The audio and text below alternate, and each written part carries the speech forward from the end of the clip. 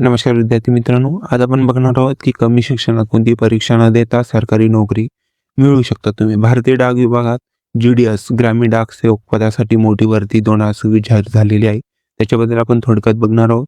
तर आपला विभाग असणारे भारतीय डाक विभाग. नोकरीचे प्रकार हे केंद्र सरकारची नोकरी असणारे, रेग्युलर बेसिस परमनंट जॉब असणारे.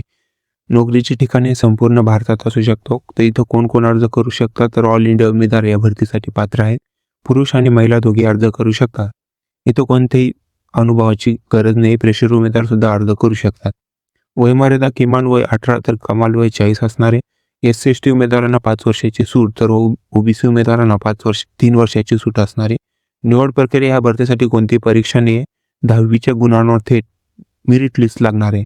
म्हणजे ज्यांचे 10वीचे मार्क्स जास्त असतील त्यांना निवडीची संधी जास्त. तर अर्ज पद्धती ऑनलाईन असणारे. अर्ज करण्यासाठी अधिकृत वेबसाईट दिलेली आहे. याच्यासाठी अर्ज सुरू होण्याची तारीख आपली 31 जानेवारी 2026, तर अर्ज करण्याची शेवटची तारीख 14 फेब्रुवारी 2026 असणार आहे. याच्यात फी आपल्या खुल्या प्रवर्गासाठी 100 रुपये, तर SC/ST प्रवर्गासाठी कोणतीही फी नसणार आहे. तर मित्रांनो, कोणतीही परीक्षा नसलेली आणि थेट मेरिटवर होणारी ही सरकारी नोकरीची सुवर्ण संधी आहे. तर जर तुम्ही 10वी पास असाल आणि सरकारी नोकरीचे स्वप्न पाहत असाल, तर इंडिया पोस्ट GDS भरती 2026 ही संधी अजिबात चुकवू नका.